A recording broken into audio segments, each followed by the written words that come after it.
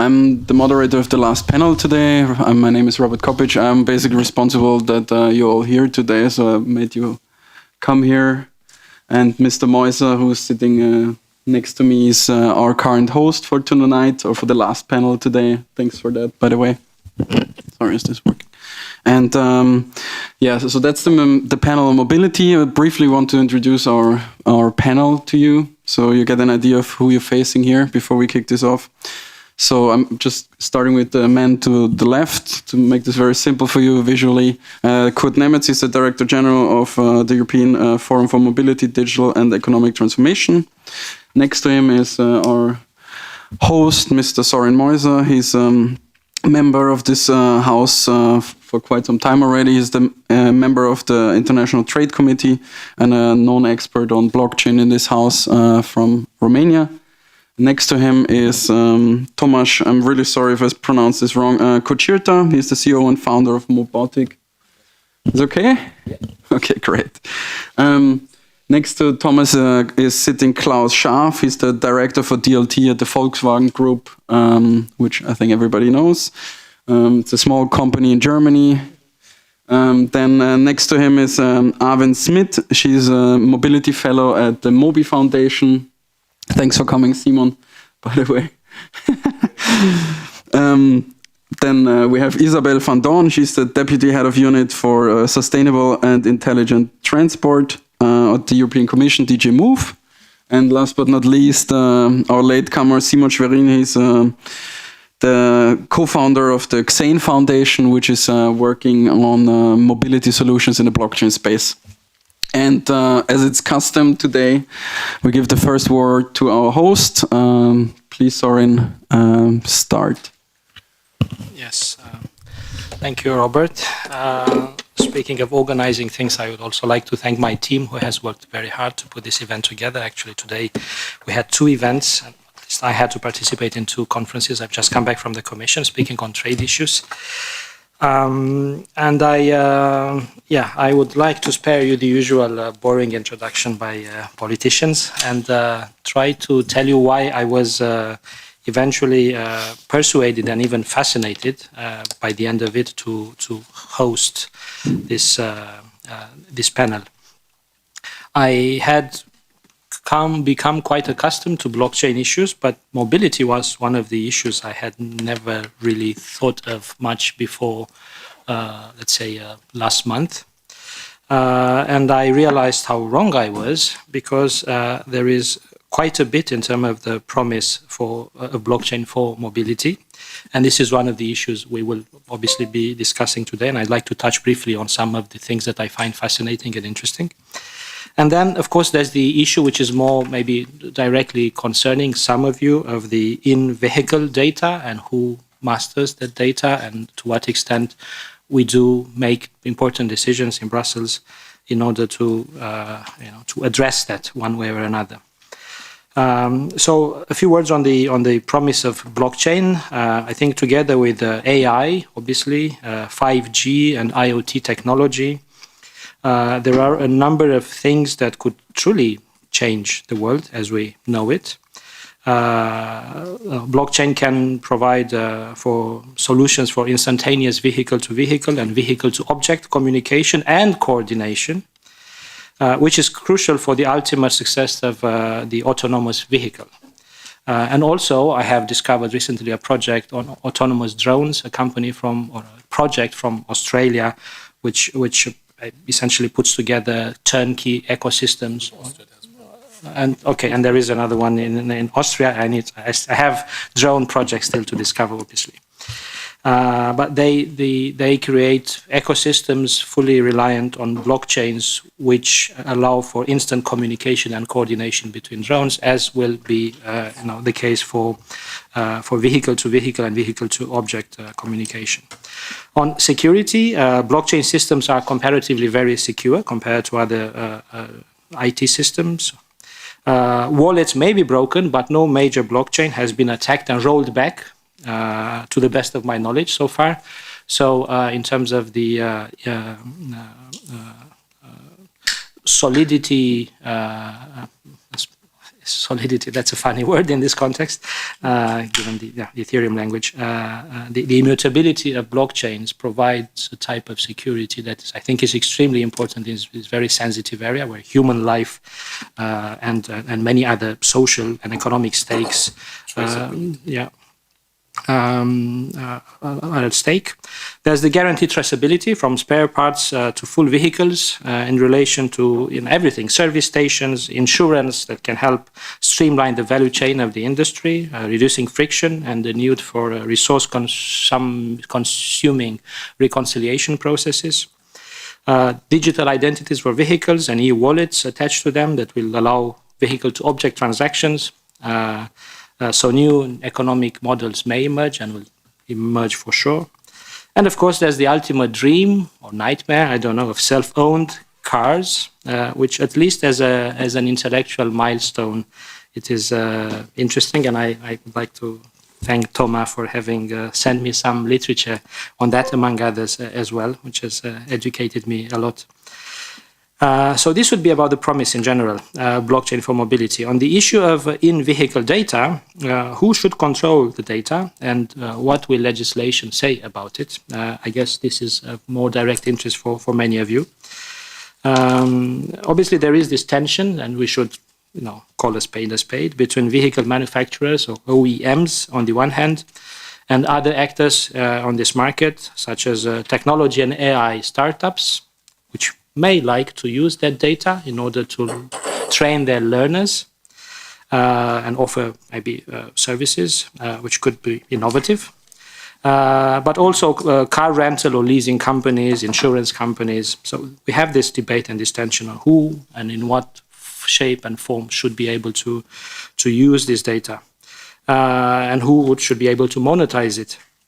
It's not an easy question. I've been thinking a lot about it these days, at least. Innovation can be stalled if data is kept in silos on the one hand, and you have few monopolies who have most of the data. But it also is not fair to free ride on other people's efforts and investments, perhaps. I mean, we have this never-ending discussion, for instance, with intellectual property rights for medicine, generics versus research-based medicine and patents. So it's always a painstaking effort to find the right balance. And I would like to offer a potential idea, solution, which is not mine. Actually, I have discovered it in a Foreign Affairs article dedicated to World Web, to the internet wars of this generation, back in September. I would call it data unbundling.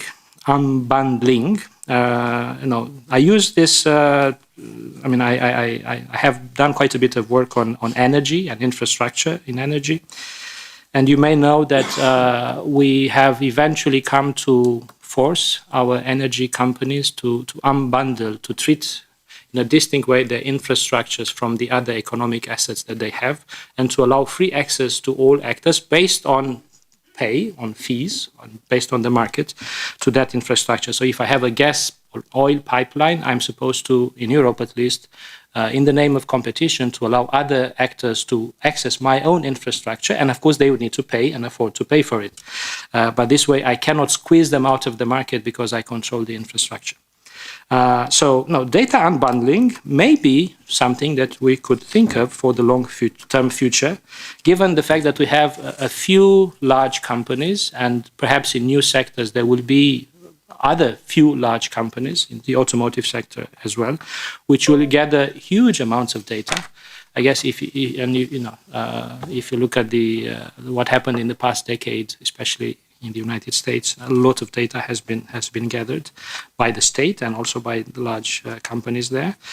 That's okay, but probably it would be fair if this data were to be made available for a price, for a market-based price, in an anonymized fashion to other entities, small or large, on the market. And this way, everybody can benefit from this progress. Not only the pioneers. There may be the honest pioneers who have invented an autonomous vehicle and they are collecting data on it. But there may have been and this doesn't cover the automotive sector, I'm not sure that some of the data collected by the large companies before the major issues and scandals with Prism and then Facebook, Cambridge Analytica and so on is all the time legitimate by definition. So maybe the right way for let's say the public authorities in a democratic and transparent way and with proper negotiation would be to encourage and maybe force people who have hoarded huge amounts of data to share it with others. Again, on a market basis approach, which would mean also revenue. So you have collected data, you make them available to others. That's also a cash flow for you. Nobody's nationalizing the data. Nobody is abusing power in any way. And it would be interesting to have any feedback from you on this idea, which I'm sort of trying to put on the market, let's say, but it belongs to other people. I've just built on it. I have a question for the Commission, and I conclude with this. On this, I haven't been able to get to the bottom of it. There's this famous delegated act on cooperative intelligent transport systems. On the one hand, in the pipeline, it appears somewhere in the Commission. It would be great if you could give us some details on whether this is happening and when. Or are we rather going to have only a recommendation on connected and automated mobility sometime early next year? There is a public consultation which closes on the 4th of December. Is this likely to inform the recommendation only, or the delegated act? Is the recommendation maybe a way to skirt and abandon the need to make up our mind as the EU on this choice on who controls in-vehicle data? So it would be great if you could give us some idea of what's happening there and what is the role of this public consultation. Is it only for the recommendation? Is it for the delegated act also? When is the delegated act likely to come up to surface from the Commission? Was it just a rumor? Thank you. Thank you, Sorin. Maybe to just lead over with this question to the European Commission. So please, Isabelle, we're looking forward to hear your opinions about sustainable and intelligent transport. You have to switch off your... Thank you. I'm not so sure that I will be able to reply to your question because blockchain and the CIT's delegated act, I don't see the direct link so far. So maybe I could start with my, and I was therefore not prepared to answer this question, but I will try to answer it after my intervention. So first of all, I hope that I am not there to talk about connected and automated driving. Otherwise, I am the wrong person because maybe blockchain, the benefit of blockchain is somewhere else. Or at least I would like to look at the bigger picture. And that's what we do in DG Move. So we are not looking at the cars. We are not looking at the data. We are looking at the mobility system. Why? Because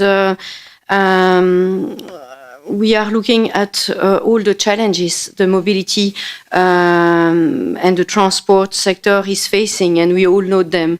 Very soon, everybody will be meeting at COP24 in Poland, and we have tried to work on all the activities we could have to have an efficient transport system. So I would like to step back first. So everything we do, we try to do it with that objective in mind, so that we have a safe and clean, sustainable, even socially inclusive mobility system.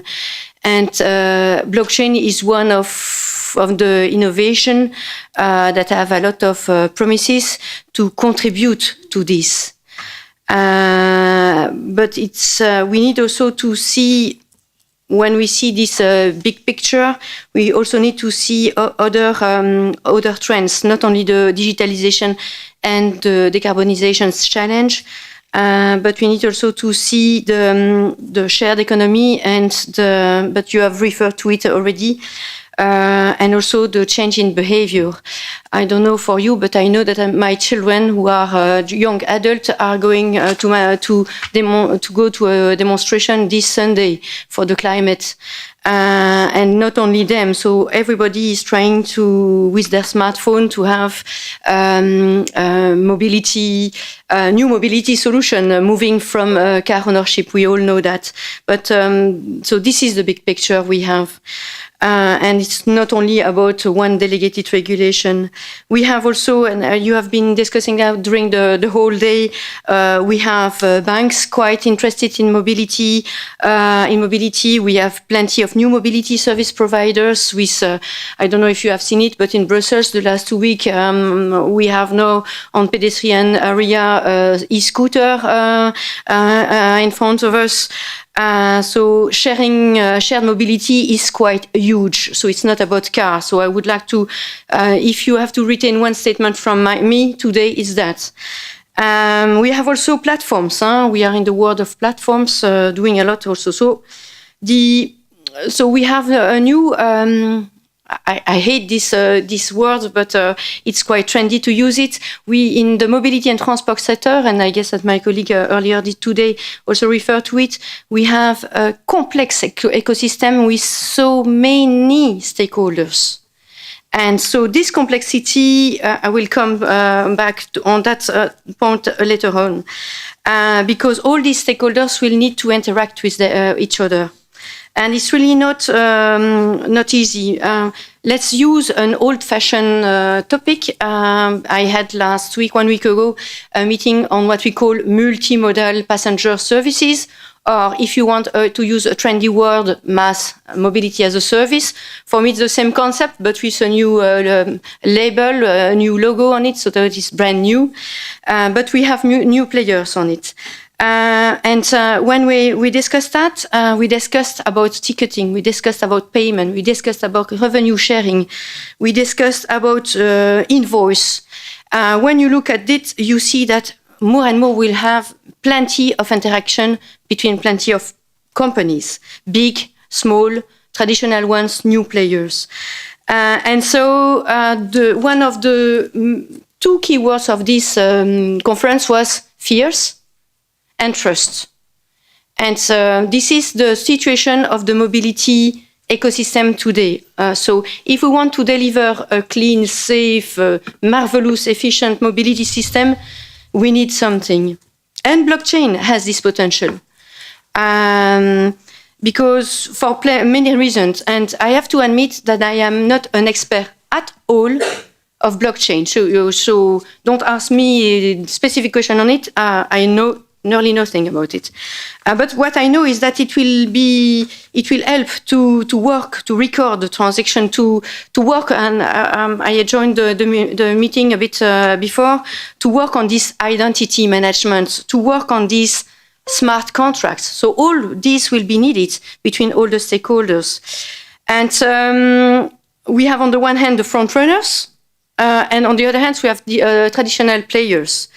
And I know that there are some use cases on which we are working now on mobility, but we need also, I think, from our side, from the mobility club, we need to, what we see is that we need to raise awareness of the advantage of blockchain, because we are nearly not aware of what it is, what it can provide. We know little about it. And when I say we, I represent the mobility community, because we have to understand what it is good for. We need to understand what the issues that blockchain could address.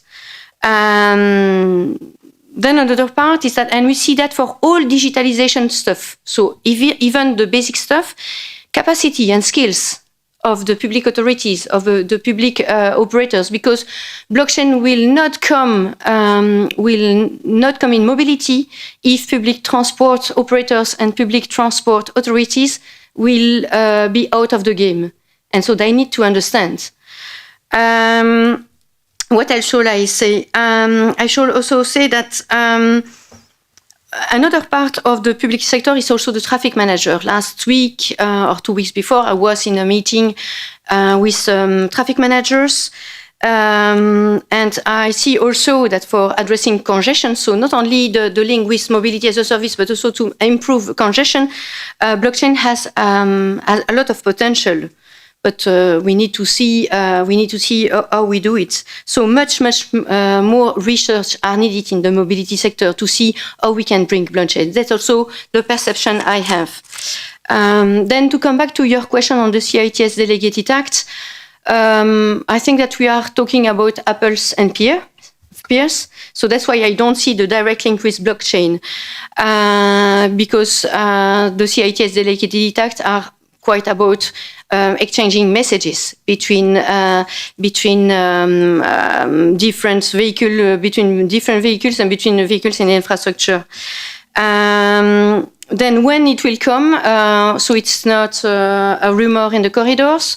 So we have had our inter-service within the Commission, and if everything goes well, in the coming days it will be out on the Better Regulation portal.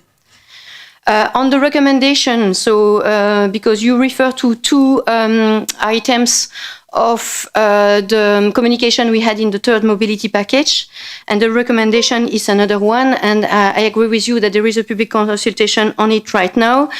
Our colleagues from DG Connect are working on it, so I don't feel the let's say not the right, but I don't. It would be better that you ask them, my colleagues in DG Connect, what they intend to do with it. Voilà, I hope that you have received some information from my side.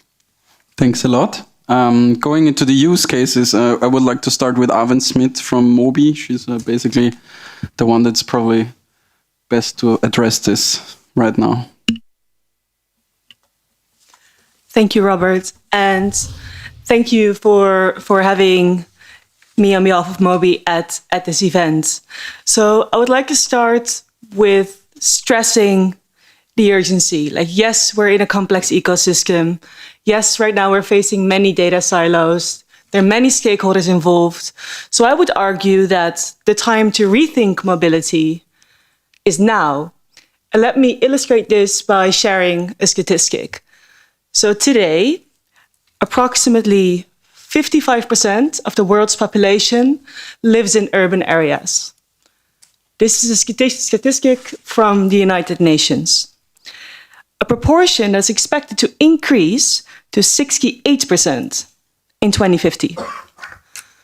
So I strongly believe that distributed ledger technologies have a role to play in making mobility more efficient, more effective, and elevating the strain on the urban areas.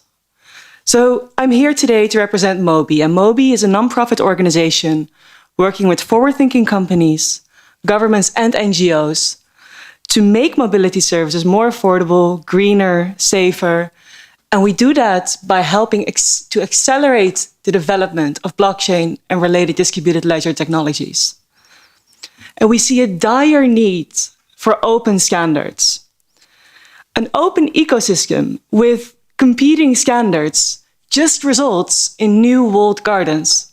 So this is something that I would advise to avoid. The rapid changes in the automotive and mobility sectors present many problems which may be answered with blockchain and other distributed ledger technologies. We're seeing growth in trading and sharing of high-value assets, such as luxury vehicles, while at the same time, trusted middlemen are being disintermediated. Smart connected vehicles need to balance the need for security and control of data with the market's desire for connectivity and data access. For the first time, OEMs, service providers, and cities are having to collaborate on open standards to provide safe, sustainable services. Mobility is evolving from a walled garden to a web of interconnected relationships. Blockchain-based identities for machines and individuals will be the key puzzle piece to unlock mobility services at scale. Because the line between mobility services blurs, where you can customize virtual identities to unlock permissions for the required service. Imagine one vehicle that would have different people using it for different purposes at different times of day. This will become the standard and not the exception. Value will flow bilateral, from you and me to autonomous economic agents, such as a parking meter or a vehicle able to dynamically set a price, check conditions, and accept payments. The economy of things only requires an embedded identity and a profit function, which is a lot easier than teaching a car to drive by itself. And this effort lies at the very heart of Mobi. So starting with vehicle identity and history, Mobi's use cases span the entire mobility services value chain. The Mobi Alliance includes over 70% of the world's Tier 1 OEMs, many governments, many universities, and leading startups, some of them sitting on this panel today. So in the words of Christine Lagarde, the managing director of the IMF, there are new and evolving requirements for money, as well as essential public policy objectives. While the case for digital currencies is not universal, we should investigate it further, seriously, carefully, and creatively. I would echo these sentiments for blockchain-based data, identity, and payments in particular. And let me conclude with this. In the Silicon Valley of the early 2010s, the US created an attractive environment for Web 2.0 companies.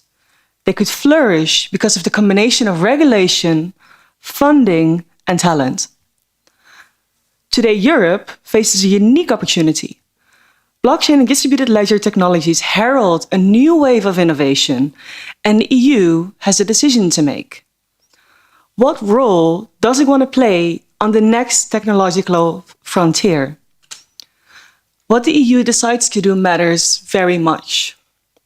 Mobi extends an invitation to work with us, so we might learn from each other and shape this next phase of mobility together. Apologies. Thank you, Arwen. Maybe going from an initiative to an existing world player with Volkswagen. So please, Klaus, floor is yours. I can say a lot of things which Arwen already said, but most of the car companies are now changing their business model to a more from car developing and car selling company to a mobility selling company. So we in the future we will be more a mobility company than anything else, and this will be a short time until this reaches the world. So we expect this to be in 2025 to be the case, and that goes together with some other developments. For example, the self-driving cars, which also we will reach some parts of the world, some parts earlier, some parts later, in around this time in 2025, and this is also something I would like to tell the European Commission and the Parliament. Be careful that Europe is not falling behind on that. Currently, most of the companies see the United States and Silicon Valley as the starting point, Asia as the follower, and only then they see Europe as the next place where this will happen. And with all this goes together, the tools for offering this mobility, and blockchain technology or distributed ledger technology is a big part of that. And because especially when we have self-driving cars, they cannot sign credit card receipts, and so we need something else which makes it possible that transactions, either financial or just transactions of data, of goods or so, can happen and will be trusted by the people who use these services. And something else, we are working on this on a lot of things already. And this is for electrical cars. We need to charge the cars, and we need to pay for this, and we need to reserve charging spaces. And all this needs a new economy, which is a little bit different than what we have now. You just go to a gas station, but since charging takes a little longer, you don't want to stand in line behind 10 other cars, and so you need to plan this, at least at the moment, much better than before. So this is one of the things we're doing. Another thing which will be an example of blockchain very early, and I know that a lot of companies are already working on that. That is trusted mileage. So we can put the data of the which the cars have taken, the kilometers, onto the blockchain, and thus put out certificates so that used cars will not be will be trusted much more than in at the moment. At the moment, about 10% of all used cars have a wrong mileage reading, and for that reason, this is one thing which will be out very early as a not only a proof of concept, but as a first tryout for how blockchain can work in this market. Something else we have been working on is software over the air. We now have the ability to put new software into the cars, not only to repair existing software, but also to offer new services in the cars. And with this, there comes more danger that the software is tampered with, or that the wrong software is on there, that not the software which should be in the cars is in the car. And this has to be controlled, and blockchain offers a possibility to check if the right software is on the car. So when you go with your car to control, and they can see what kind of software is in there, and you can prove that you always put the newest software into your cars.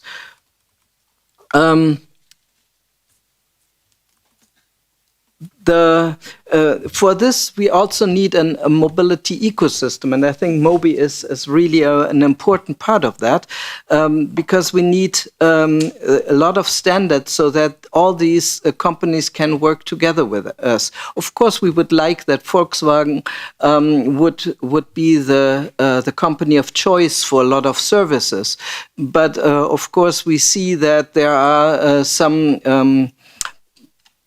other companies around the world who also want to take this. And so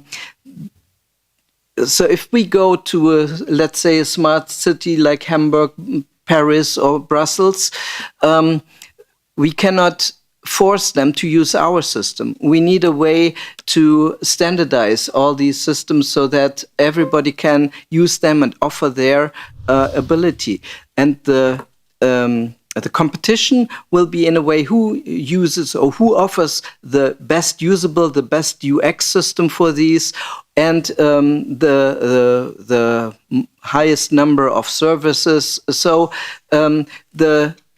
we will not put our services into a silo, so that if you cannot get out of this, but you need to take a lot of different services and combine them. And for that, you need a lot of standardization, a lot of different cooperations, and especially also in the field of the different ledgers. We have Ethereum, we have Quorum, we have IOTA, and they all somehow have to work together, because a lot of services will be on different chains. During a hackathon in the summer in Munich, we tried this out, and we combined the IOTA Tangle with an Ethereum blockchain, because Ethereum was offering smart contracts which IOTA couldn't do at the time. And there's a lot of things each ledger has their advantages and disadvantages. And if we combine them and put them together, and we can develop completely new systems which are based on IoT, on new ideas of contracts, and a lot of new services. And I hope that we get help for that from the European Parliament, from the European Commission. Thank you. Thank you very much. Going from a big player to very engaged entrepreneurs, I would say like, Thomas, could you maybe start and then we go to Simon right after that? Sorry. Yes. Hello. So I am the founder of a startup, started in Romania, will continue in France because I have the double nationality. And I would like to place our concept in a larger context and speaking about the autonomy of machine in general. So not only autonomous cars, but autonomous machine tools, which will help us achieve a dream, which is to be autonomous as an individual. That means being able to work from home, 3D printing our house, put some solar panels on it, being independent energetically. Where they have washing machines, we'll have robots in the kitchen, cleaning the floor. And I claim that those machines are not autonomous enough, so they still need us to configure. They cannot make transactions yet. So the blockchain is the perfect tool to render those machines autonomous. And again, this will help us become autonomous as individuals.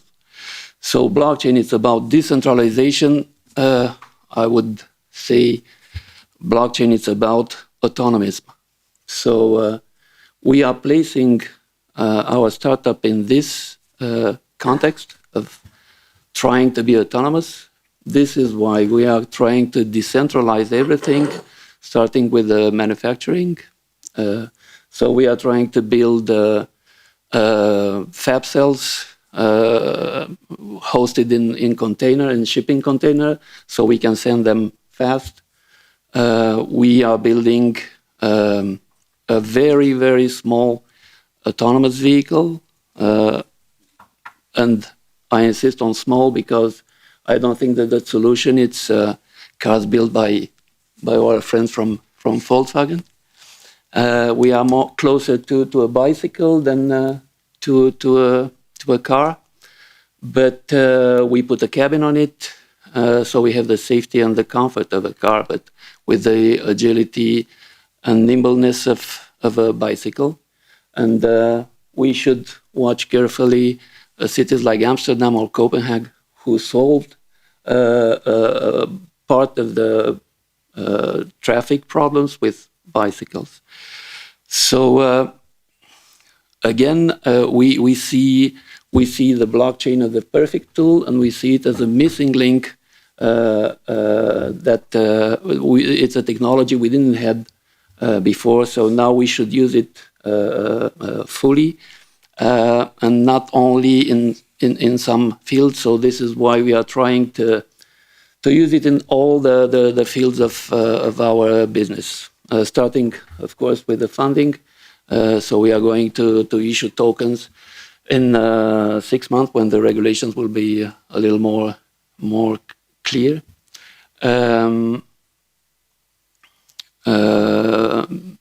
So by definition, we are going to have a tokenized economy in the startup. Then we are going to use those tokens to attract talent, and we are going to try to build a meritocracy. So the engineering and the design of the vehicles and manufacturing cells are going to be done in a community of peers, so peer-to-peer. the blockchain will help us, of course, align the interests of every peer, then balance the contribution, each value added with the right retribution. As I said, we hope to attract global talent. Let's say engineers who are trying to work from passion instead of working for a salary. So they will keep jobs in Audi and hopefully come to us. Then the manufacturing, as I said, it has to be distributed locally. So we'll try to create jobs locally. The actual technologies, additive manufacturing, it's allowing us to do this.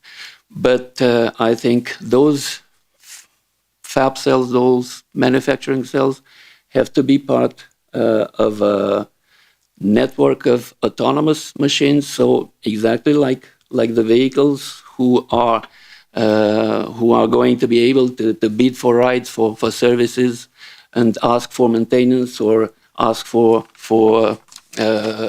swapping and charging batteries. The machine tools fabricating those vehicles have to be autonomous also, so ask for bid for raw material and take money in their wallet out of delivery of parts. So, of course, blockchain is mandatory in this architecture. When we are operating fleets of cars, again, the best tool we found is blockchain. So I insist on the fact that we are not coming from the blockchain. We are not coming from the software field. We are building hardware, but we found in 2012 the blockchain, and then we realized that this is the perfect tool. From the operating point of view, what we are doing is decentralizing Uber, because everything Uber is doing, it's doable with the blockchain. So we can automate everything without taking the 30% they are taking. I think you heard about the cases of paying the parking or paying the swapping of the battery, the charging of the battery, thanks to the blockchain. And of course, then you have the user. And in our philosophy, the user can be the designer or the manufacturer or the operator. And this is a principle called prosumption. So we are mixing supply and demand in the same ecosystem. In order to do this, we started and we built the prototypes of the manufacturing cell, and we already have 2 prototypes of a vehicle. We are building the 3rd, and the project is to obtain enough funding to to manufacture, build, and operate a fleet of 4,000 vehicles in Paris.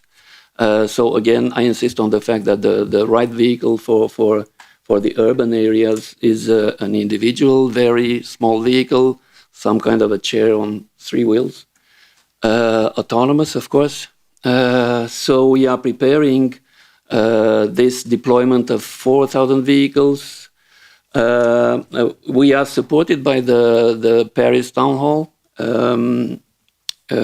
So with those 4,000 vehicles, we are trying to make a proof of concept of the whole ecosystem, not only the vehicles or the manufacturing, all the operations, all the functioning, all the concepts. We are trying to prove them to the world and scale very quickly, only by giving the example and sending the software we developed to entrepreneurs around the world. Again, we already started. Hope we'll succeed. Thank you. I think I'm going to just start with a very general observation I made today, just to give a bit of food for thought, and then tell a bit about where we come from, what we're kind of thinking, and then I have a few concrete questions and perhaps propositions for the European Parliament as well. So I don't know, like I have made the weird observation this morning when I flew in from Berlin, where we are from, that I went to the taxi line, and basically there was like, I think 150 people waiting for taxis, and guess what? They probably took around 150 different taxis, right? So why couldn't they just basically move into a fifth of that, right? Why isn't there sufficient sharing infrastructure for those simple cases already in place? Why can't we enforce those better? I think that's really a first step with regards to sharing economies. So what do we do at Zain? So we have been founded a few years ago after a 3-year research project from the Oxford University. We are 30 people now. So we are maturing, I guess, as a company a little bit. And we have always been looking at the intersection between blockchain, data privacy, how do those interrelate with the other cutting-edge technologies mentioned before, like AI, like big data. What does it mean when we can bring trust back to data, when you can then use that data for AI, or when you can trust your shared use cases? We are ourselves focusing a lot on creating a new kind of computer language. It's really deep technical stuff where I'm not going to go into too much detail, otherwise I'll lose all of you. So what we're doing is essentially just trying to create a standard or a standard computer grammar for granting access to specific data points, to specific devices. So we're essentially trying to turn around a paradigm in which basically a centralized entity defines the rules in which you can move in by turning it around and saying, okay, you yourself can define your own rules by which I want to move in this digital world and in the sharing economy. So we are really focusing on shared use cases, on mobility. We have done successful use cases with Porsche, Daimler, Mercedes, these kind of company, but also looking at mobility in a broader space. We have also built a drone use case, but we think that's far from going anywhere because of the regulation in the airspace. We're looking a lot into trains, and I think that's a really valid use case. I think there should be a lot done to make people use trains more frequently, also across the EU. I think there's a lot of potential for making those autonomous, for making automated booking or billing systems. For example, we have worked with, just to give a small example of the complexity, with Deutsche Bahn, and they have 1,500 sub-companies, sub-GmbHs that manage all kind of different track systems and so on. So, I mean, it's an insanely complex system. If you think about it, it's still almost everything is manual work, which you couldn't even believe. So I think where I want to get to is essentially trying to look at the bigger picture. So as you were asking, what does blockchain do? How does it help us? I think with regards to mobility specifically, it's really crucial to make us as users, me stepping into an autonomous driving car, me using a shared car or shared mobility for public transportation, trusting that, or without even me knowing, trusting that it will take me from A to B. There won't be an accident. There won't be a mess up that maybe hurts me, my family, or my friends. So I think that's essentially what blockchain will do, and then we won't even think about it. I think it's the same as we had with the internet, where no one thinks about TCP/IP and how does it work. I think that's similar to blockchain. I mean, honestly, I didn't prepare that much before, so I'm just trying to pick up every here and there. So I think for us as a startup where we have a lot of things to do, we all work extremely hard. A lot of us, I guess 6 days a week. We really want to make sure that we can move fast enough. And specifically in this innovation space, what we realize or what we joke around with is say, okay, 1 month for us is like a year for the other industries. And I think that's unfortunately the speed that globalization has brought to us. So to give you an example in that case, so we have looked a lot on how to work with European OEMs, with old paradigms, with old thinking. But in the end, we realized, okay, to really do anything fast enough in order to keep up, we are now talking to companies from China, for example. To give you an example there, we are working there with a company who started putting charging stations for e-scooters into China. In the last half year, they installed 800,000 charging stations. And you can try to think about how many of those are in just Germany or the EU. It's nothing compared to it. The kind of speed they can put on the table is just very different. And why is that? Because, as you all know, you go through the government first in China. If you want to do anything, you convince the government first. And I think maybe we can take that as an analogy to say, okay, how can we work with the EU? And so I'm already going to come to the EU point. For us, we would love to work with the EU. For us in the blockchain space or in that innovation space, I don't think, or I guess many of the people like us, we have the primitive, the thinking of the globalized people in my generation. So we don't see each other as competitors anymore. We try to achieve something together. The challenge is we don't know how to do it because we don't see concrete initiatives or we don't find them. We don't know where to act in. So what we would like to see or we would like to do, we would like to work, I guess, in some kind of EU sandbox or some kind of thing that enables us to build EU-wide use cases in a high speed, to play around with that without too many regulatory hurdles. I don't know how many of you have tried to fill out an application for EU funding or an EU project. It's a lot of fun. It takes you a long time. And usually, if you don't have the strongest player in the whole market and the strongest universities, then you probably won't achieve it. So the question is there a possibility for us to build these kind of things for you? And here's a surprising point. In that industry, we probably do it for free. We probably don't ask for anything. We won't even ask for funding. We just want to get a chance to do it. And I think that's a really crucial point that this blockchain world brings with it, because most of those companies are well funded. The globalization brings them money from China, from US, from crowdfunding. So I think that's not the challenge. The challenge is more like getting the opportunity to actually just do it. I mean, because I think only then we can really be fast. I think we have to take a really pragmatic approach. Otherwise, we can keep sitting in such circles and think about it and talk about it for ages, but we won't get anywhere. And I think that's, from at least our small little perspective, what's going to happen again, most likely, because I think that's the same what happened previously.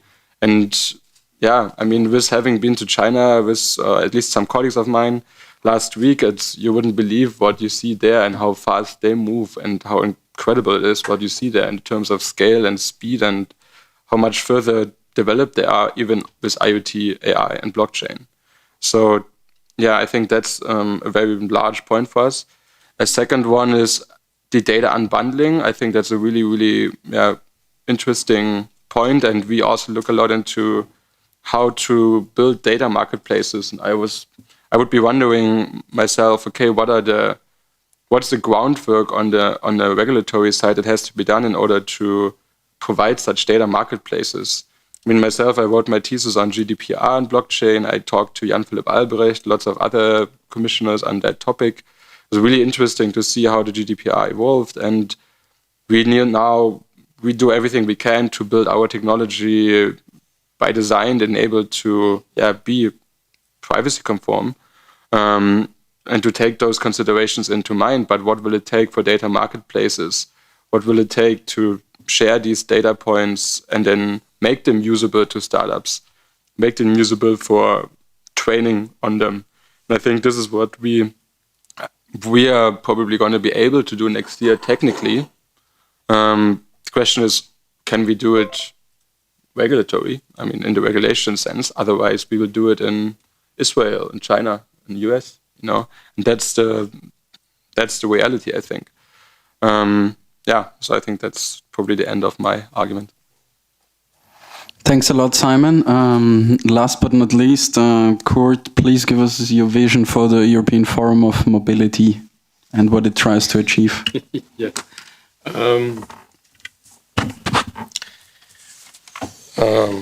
Yes, I'm not only the Director General of the European Mobile Forum, I'm also a lawyer, and as a lawyer, 25 years ago, I wrote a book about the liberalization of infrastructure market and telecommunication, and we had the same discussions 25 years ago. So for you, maybe we have a solution on the regulation. I think it should be based on the regulation on the EU regulation of telecommunication, because that will solve the problem with the access to the data points. It's from US. It's called the Essential Facility Doctrine. It's from 1912. And we have a lot of principles there. In this regulation is a EU regulation, and I think, we should take this regulation and 60%, we can use for these problems we have. Second, you ask if the owner of the data should be a private person or maybe the public. I think it should be the private person, because it's so complicated, to handle this data in the blockchain.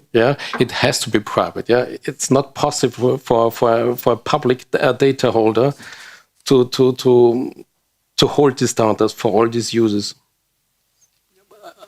I said on the contrary that we would not. It should not be nationalized, made public in any way. No, of course, data belongs to those who. To private individuals and then to companies who have collected data, but just like my energy infrastructure is mine, but I'm forced to unbundle it, that is to make it treat it as a separate economic or business unit and allow access to others. This is not being confiscated. It's still my pipeline or my whatever infrastructure. This was the point I was making. God forbid, nothing close to making private data public or nationalizing or forcing anyone to do anything excessive. But to create access and a marketplace, a data marketplace, maybe one way out of this conundrum, of this dilemma, because data, the new oil of the economy and so on. It's just an idea that is worth debating. But again, I was not suggesting we should nationalize in any way. Sorry, not you. But there's a discussion, within even in Austria, because they want to nationalize, this data, And so my position, so it's not your position. My position is data should be private, but there should be the Essential Facility Doctrine. So is it essential for the public? They have to get access to this data. That's it. Thank you. Before I start asking questions, is there any questions from the floor before I start torturing our panel? Please go ahead. So, just a quick question. Would you, maybe for the representatives of the European Parliament and regulators, would you foresee that we are present in the current situation, a competition between regulators across geography, in a way that if you don't do anything, small startups will go elsewhere to do their business? So is there this kind of competitive approach? Do you feel that in your day-to-day job? Yes, I hear this very often. But it varies across fields, but generally from innovative startups, from companies everywhere in the blockchain space, in the AI space. We do hear this quite often, that if we do not come up with intelligent soft regulation, then they are likely to go to other jurisdictions. And I know cases when companies have moved to either Singapore, but I know cases where the opposite was true. They moved back into Europe from Singapore, or the US. It varies. On a company trying to do an ICO would not likely move to the US because the environment is hostile. But it may be in Switzerland. France is developing an ICO-friendly regime, or seems to, or we hope it will. So yes, there is regulatory competition. But on the other hand, we do need to look after the general interests of society as well. So we need to find a balance. But I think on blockchain, at least, now the Commission has been quite open-minded and has made quite some inroads, and Parliament as well on for instance, the money laundering regime. Extending it to the blockchain space, I think, was a major achievement. It may seem hostile, but actually, on the contrary, it's aiming to bring some legal predictability and sort of light civilization to this space and make it more respectable, getting rid of the scammers and the things that have gone wrong in this space, allowing it to grow legitimately.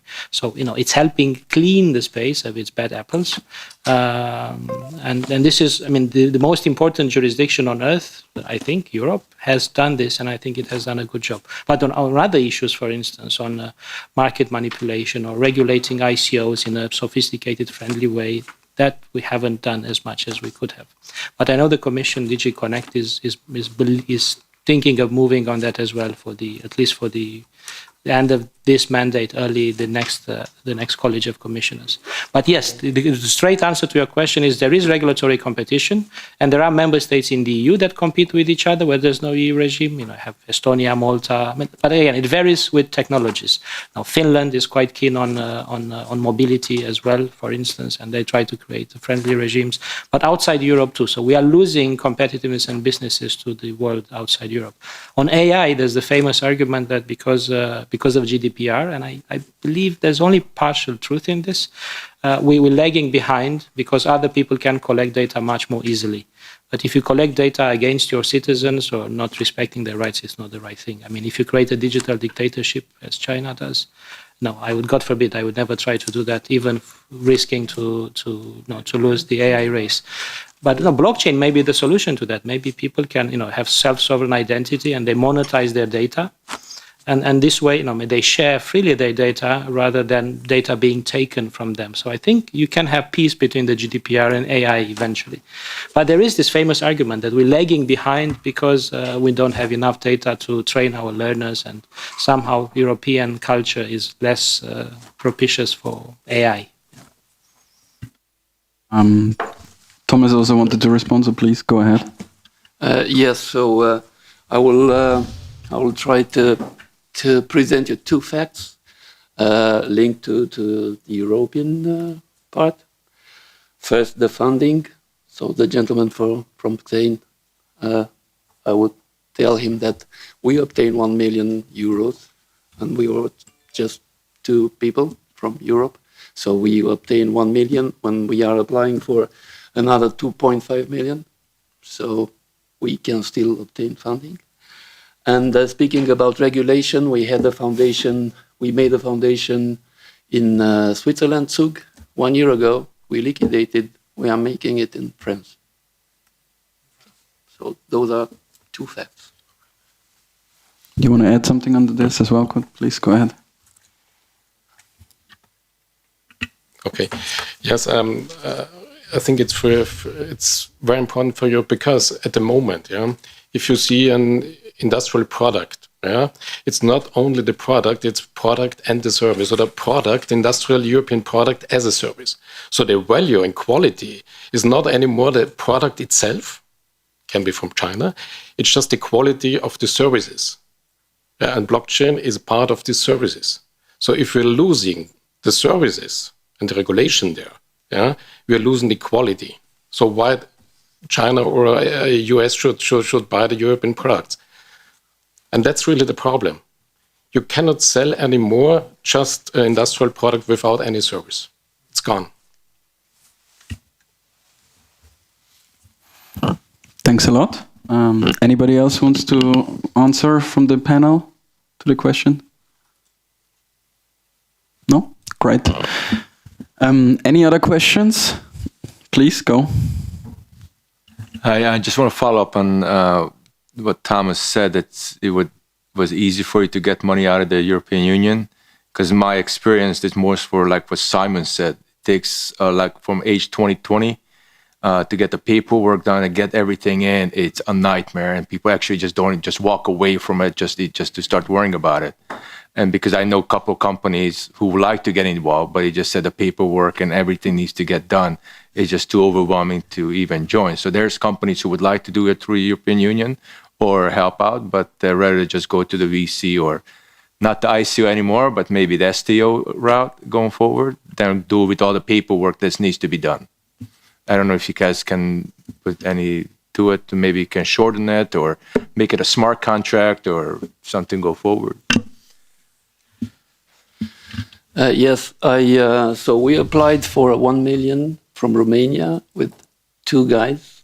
Me and one of my colleagues, and then I applied also for H 2020, and I made the record on my own alone in 30 days.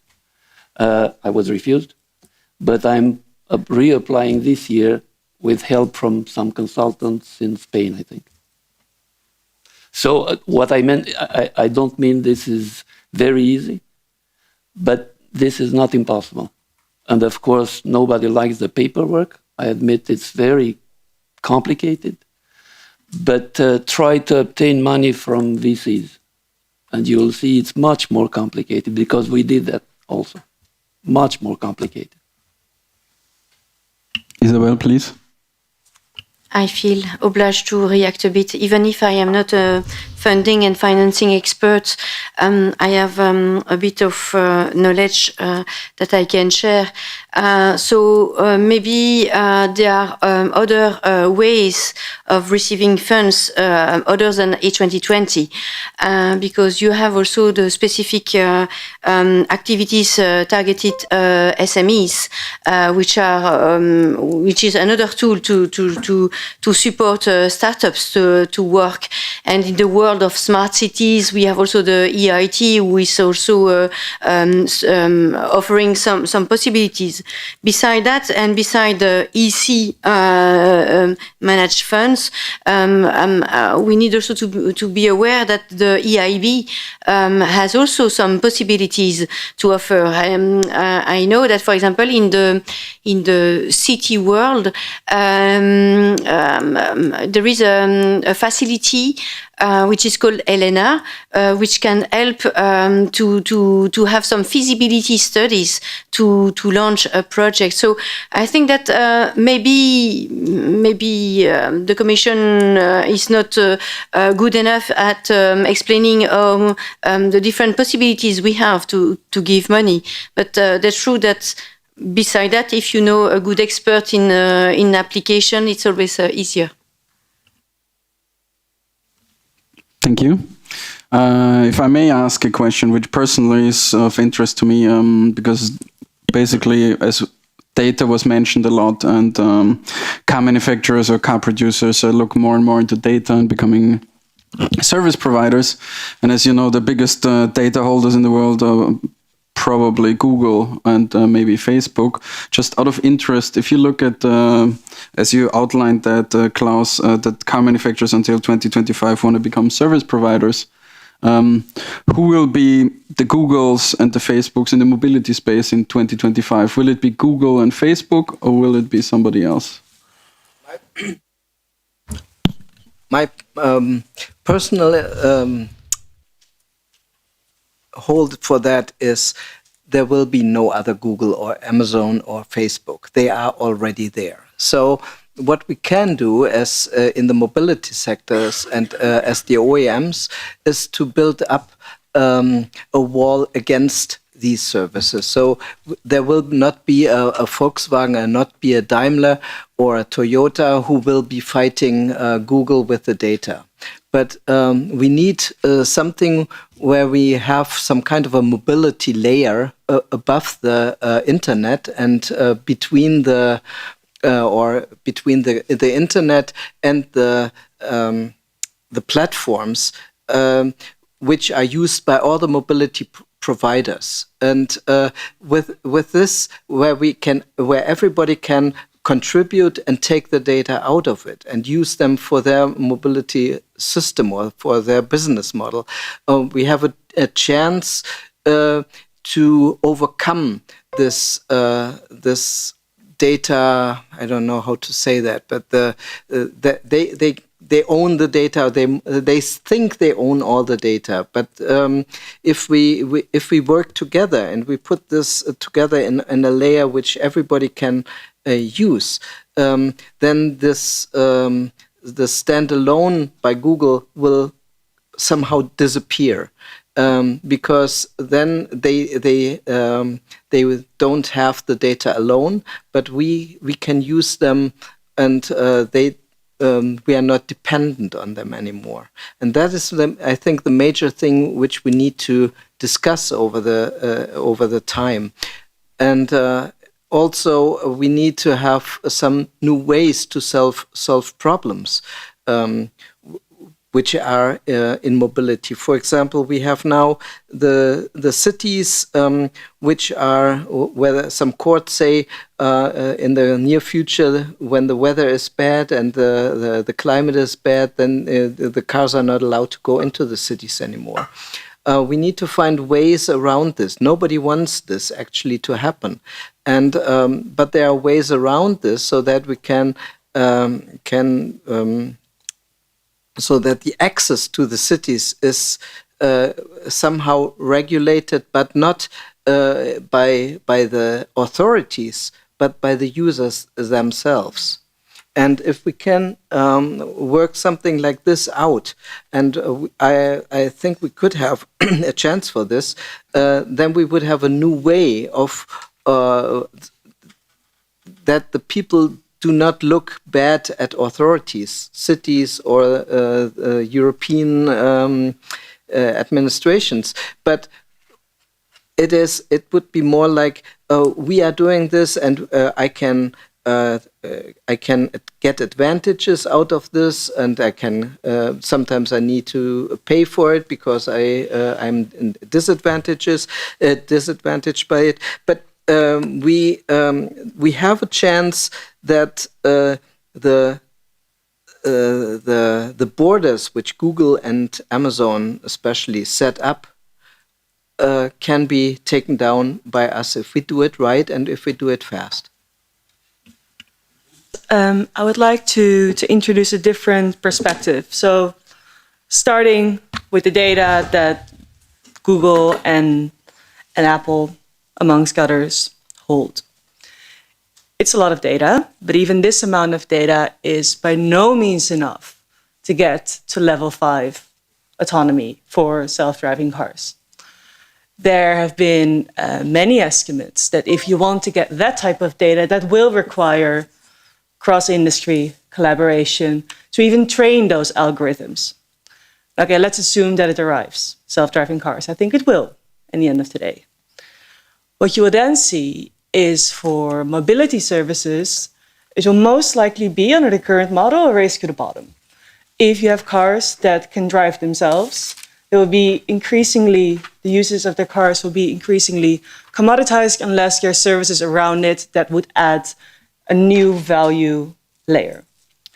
Now, if you look at what's happening across many OEMs, and Klaus, feel free to react on this, is that if you currently sell a car, let's call it 1X, that is a one-off value creation opportunity. Then that car enters the mobility services ecosystem, and therein it continuously generates value. Now, what I'm seeing is that OEMs don't necessarily all want to become mobility service providers because that is a space that is very attractive to them. They want to share in the benefit of that 7X pool, because who in their right mind wouldn't, right? So I think that trend is currently going in parallel with where the market is going, which is that we don't have a one-to-one relationship anymore, like I own a car. You have one car used by various service providers for various different utilities. And it will become even more complex because this one car or this one vehicle will not just be owned by me, it might be owned by the entirety of these panelists in the simplest sense. So I think the ecosystem will become more and more complex. I think mobility services will become more and more fluid. And I think that one of the most attractive way of technically structuring this would be to bring it back to distributed ledger technologies, because that's definitely a multi-stakeholder collaboration play. Please. I think that I like the way you explain it, but I would like to come to the basics. Can someone explain to me why we are focusing on access to data in a room discussing blockchain for mobility? Because I am a bit lost, and if I would have been prepared to discuss about access to data, I love that topic, but why are we talking that in this specific framework of blockchain? If someone can reply to me. That basically is a simple thing. The last time the colleague of Arwen and I were discussing the use of blockchain, and he gave me a simple example that there's a project where they bring together entrepreneurs or engineers to test self-driving cars and how to use the data and how to steer them. That was basically the starting point. So the data that is connecting those cars and the exchange of this data is being done by blockchain. And that's basically why I was asking about it. So that's as an overarching topic, as simple as that. Yes, I mean, I concur with that. There are two reasons why I mentioned this. The first one is that I have looked into the briefing that I have received from you, and this is mentioned as an important thing. But when you said it's like apples and pears, it was a bit tough, but I realized you were right. I mean, for instance, it can have an influence on the type of blockchain that you use, for instance. It can be a permissioned blockchain if you have the more restrictive approach to it, or it can be a public permissionless blockchain otherwise, but it might not even be a blockchain. So what you will decide should be, hopefully will be technologically neutral.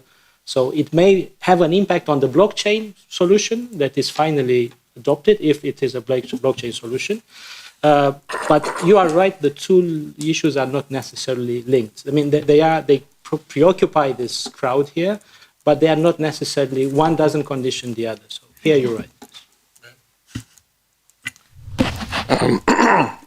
Sometimes they're not linked, but I think they are linked because the blockchain, in a very abstract way, it's just a medium of circulation. It's a currency or any data, so smart contract, whatever, but you have a technology, and this technology is blockchain or something else. But very abstract, it's just a medium of circulation. And this medium transport a data. It's a value of a currency, it's a smart contract, whatever. So for me, the blockchain, the technical side of the blockchain is permanently linked to any data. Okay, but the funny thing is, in an abstract way, I think, a currency and a smart contract, in the mobility, it's the same. So in the future, we will have not only a currency or a smart contract or whatever, we will combine it.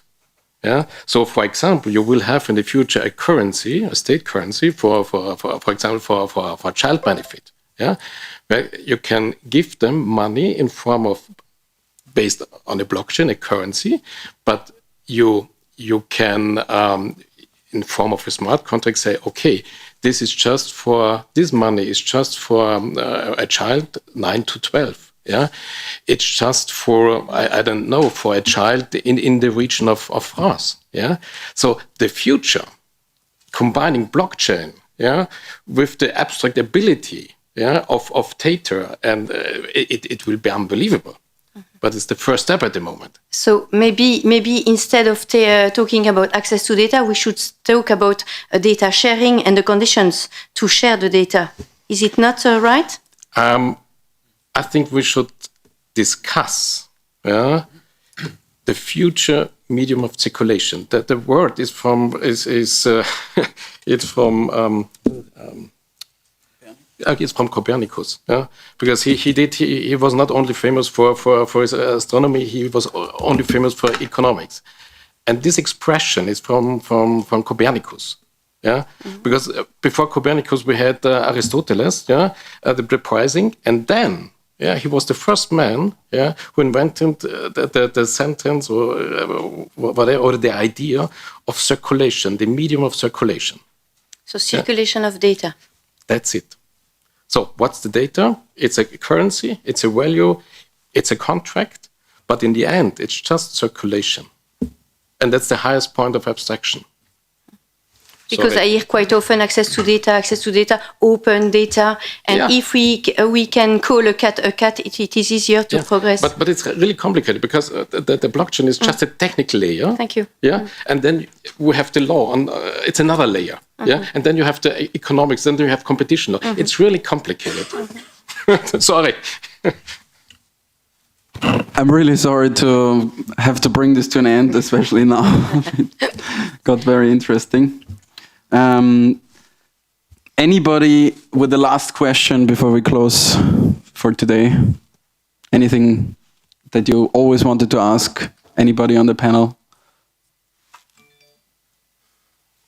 Go ahead. Last question. Anybody on the panel?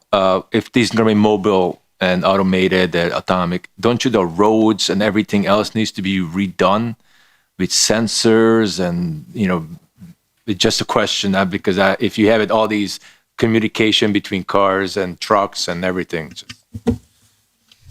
There will be some additional communication needed, definitely, but I think this is something which will develop over time, and this is something we can really adjust really easily to. But to come up with a solution for exchange of data, exchange of values, that is something we have to think about from a regulatory aspect. The other one is just technique. Okay.